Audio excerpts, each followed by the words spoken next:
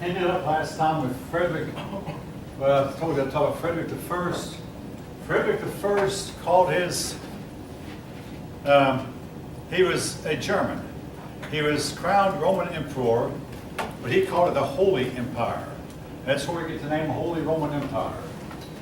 He was not the first Roman emperor. The first non-Roman to be crowned was Charlemagne in 800. Then Otto was crowned Roman emperor. Well, he was crowned Roman emperor also, but he called it the Holy Empire. If you read the detailed biography, he called his plan the Great Design. But he wanted to make Italy and not Germany the center of his empire. He read his history book and knew that the Roman Empire was centered in Italy. But the fact is, he was German. The Italians did not like him because he was German, and the Germans did not like him because he had his eyes set on Italy. Anyway, he was one of the greatest rulers of the Middle Ages. Toward the end of his life, he decided to go on a crusade. He joined up with two other kings, King Richard of England and King Philip Augustus of France. And everybody thought this crusade would be a success. We have 3 kings involved, very powerful kings.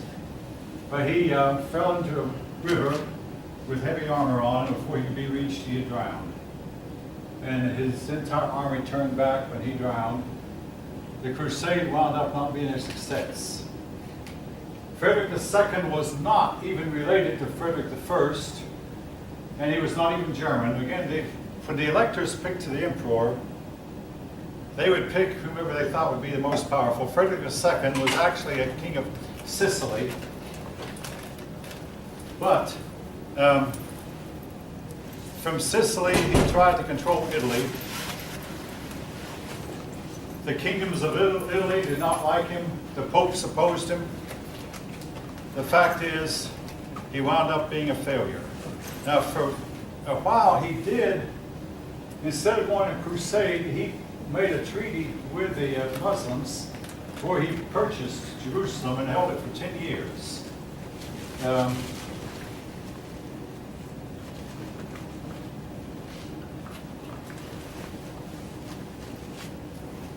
Held Jerusalem for 10 years. The church did not like it because they wanted a war with Islam. He would not fight it. And anyway, what wound up happening? Now, to make a long story short, Italy and Germany were not united. Italy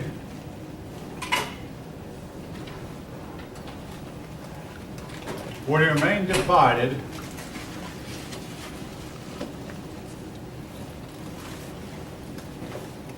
We remained divided till 1870. It took a long time to unite both countries. The Holy Roman Empire was a flop, and it had no power either in Germany or Italy. The Holy Roman Empire was the church's plan to revive the old Roman Empire, but then most of the emperors they had didn't like. And mostly the Italian people didn't like them, neither did the Germans. And eventually Napoleon came along in 1802 and abolished the title. So that's why there is no Holy Roman Empire today. Turning eastward towards Russia, the people of Russia have been known as the Slavic people. Slavic, that's where the word slave comes from, by the way, because the Romans would capture them and make slaves out of them. Waves of people from Central Asia would pour in. Who would pour in? The Magyars, the Bulgars, the Avars. I'm going to write all that down. Well, I have written down the Magyars and the Bulgars. Not to mention the Avars, the Finns, and just waves of people would pour in from what is today Mongolia and Turkestan. In those places, Central Asia. What would happen is Central Asian couples would have more babies than they could handle, and after a while the population gets so big, then would come a dry season and someone would have to move out. But these people all mixed in with the Slavic people. They adopted Christianity and mixed in. Now, In the case of Russia, Russian history is important.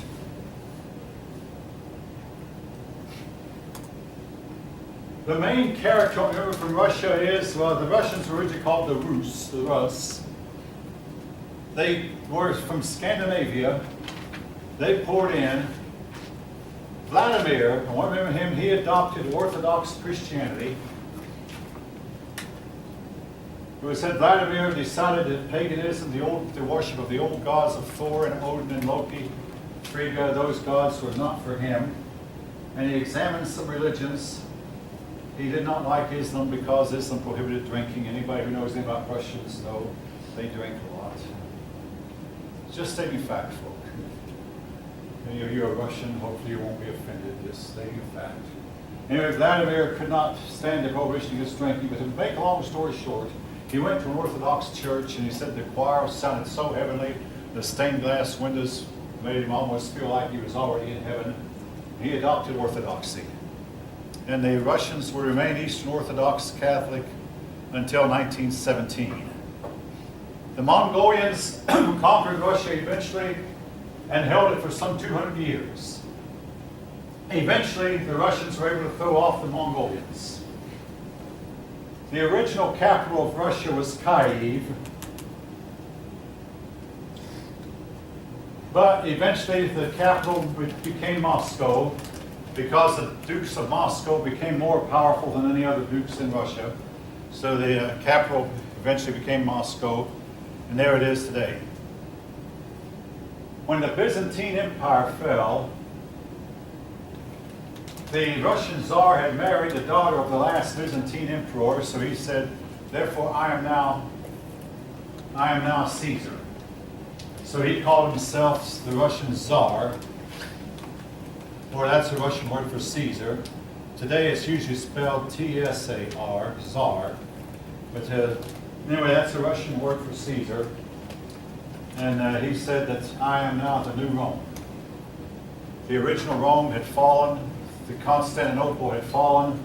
So he said, I'm the new Rome, and Moscow is the third Rome. All right. Russia could never make up its mind whether its destiny lay with the East or the West. The Russians had a lot of Eastern people living among them. I'm talking Mongolian people and people who come from Central Asia. At the same time, though, they were considered part of Europe, and they were to spend much of their history lagging behind the West and trying to catch up with Westerners.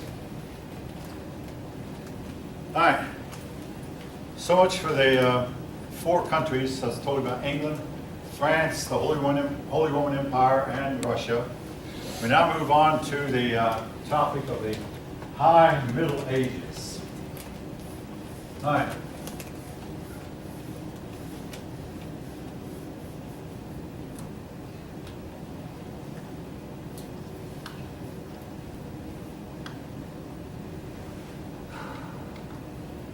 Folk, the High Middle Ages is believed to become high owing to the fact that the climate was probably very hot.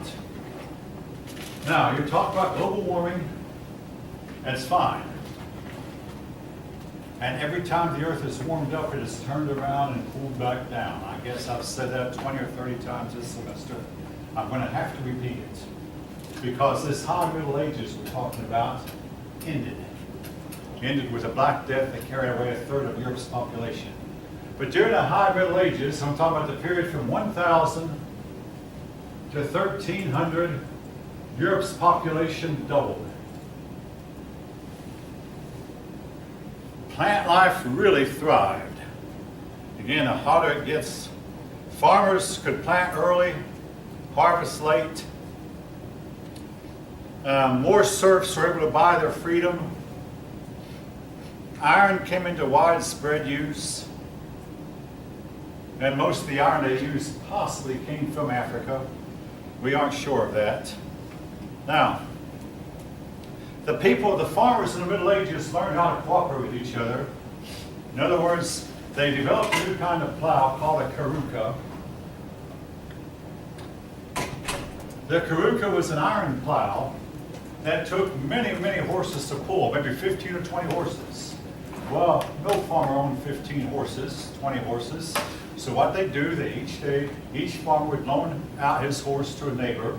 Then in turn, that neighbor would loan their horses to him. And several farmers get together and they hitched their horses to this Karuka. The plowing was done in long strips that looked like strips of bacon from high up, because it took a long time to turn around 20 horses.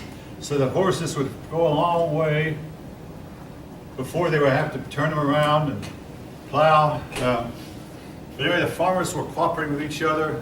Wars became less frequent. They also developed the shoulder harness. Instead of having the horse pull the load with its neck, half choke itself head, they put the harness down on the horse's shoulder, and that way the horse could pull a much stronger, pull a much heavier load than the horse could have had he had the harness still on his neck. The shoulder harness.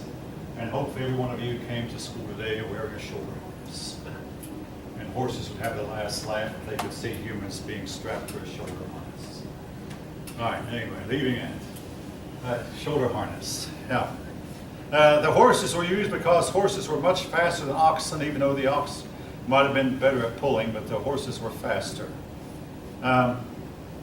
They began to build windmills.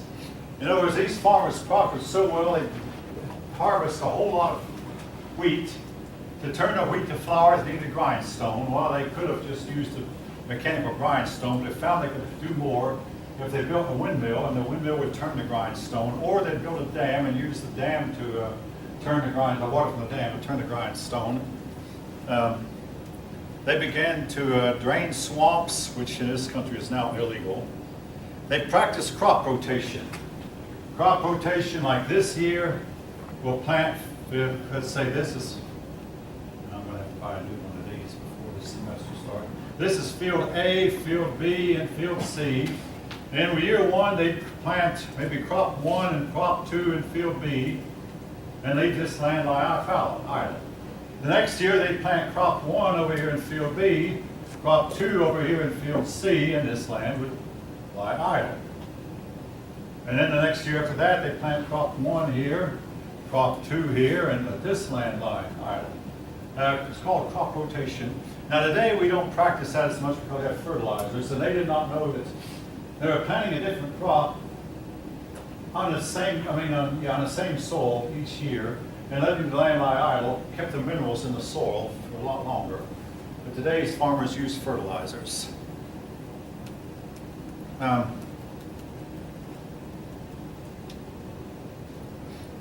Now, the women were expected to do the work in the fields alongside the men. For these people, the church was a big part of their lives. Cities got bigger. Now, Europe was changing from being a rural to an urban. Rural means countryside. Urban, city. Again, folk, you need both. In fact, in our own country's history, in 1860, as the Civil War was about to begin, 1/2 of America's population were farmers. Today, it's 1 in 20, or even less. And the big worries we have is today's farmers are getting old, and a lot of them are retiring. Their sons don't want to take over and farm. And the question is who's going to run the farm when today's farmers go? And the answer is nobody knows. But you have to have farmers, you have to have rural people. In the case of the urban people, you have to have those in order to develop airplanes, locomotives, automobile factories. You have to have a whole lot of people living close together. And basically, you have to have cities. Even though these people at this time didn't have any of that yet, but they were underway. They were slowly becoming an industrial society.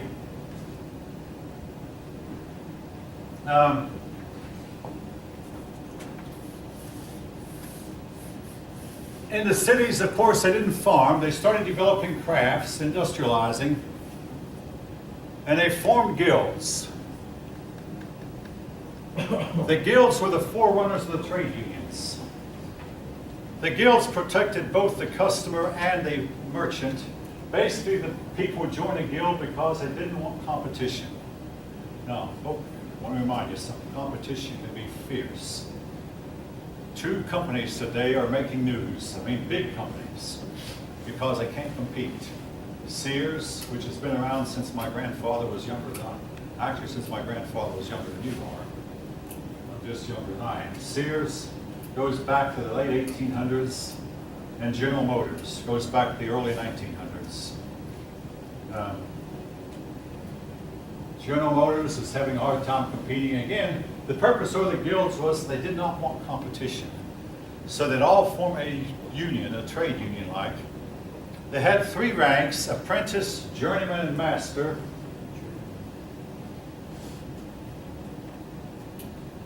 A young boy would become an apprentice about the age of 10. The journeyman, he'd become a journeyman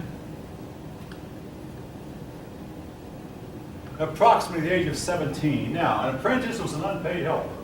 His job was to hang around the place and run the little errands and assist in any way he was told to. And oftentimes he might run some merchandise to a customer. Anything that was needed done that a young kid of between 10 and 17 could do. The journeyman, he was actually doing the work under the tutelage of a master. Then the master, once he turned about 30 or so, he could become a master, and that way he was qualified to actually set up his own business and join a guild. In order to get into a guild, like if you were a cobbler or a shoemaker, you had to be able to prove you could make quality shoes. Otherwise, you were not accepted in the guild. Again, the guild helped guarantee the customer, because the customer saw these shoes were made by such and such a guild, then they guaranteed the customer these were high quality shoes. All right.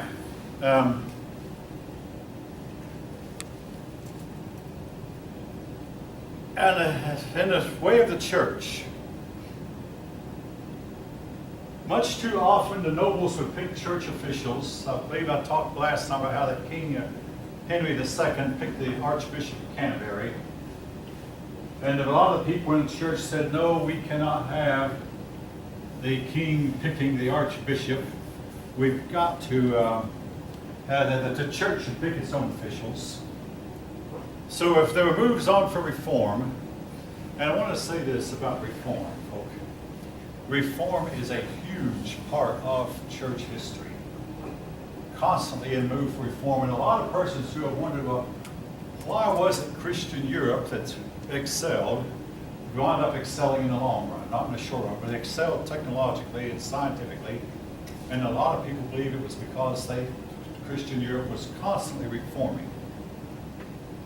You have abuses, but I challenge anyone here. I mean, I read a book some 45 years ago, it was in preparation for a master's test, that said that Christian Europe had a lot of abuses, but you never can find an abuse that wasn't followed by a call for reform.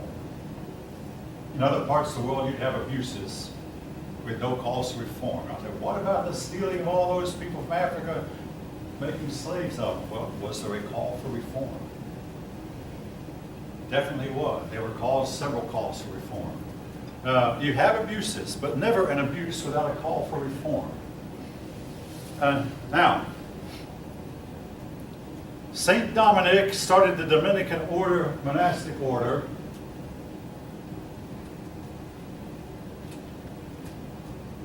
St. Dominic went around combating heresy, but actually now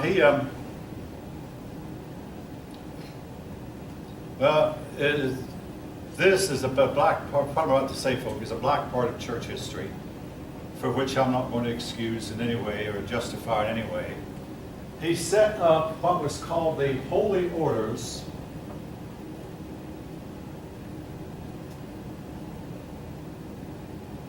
Another name for Holy Orders is Inquisition.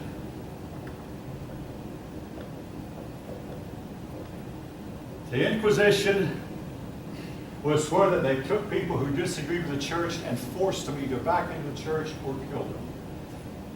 Now, I have one of my father's college textbooks at my house. And it says in that textbook that none of the popes have ever apologized to the Inquisition. Well, this textbook was written in 1920.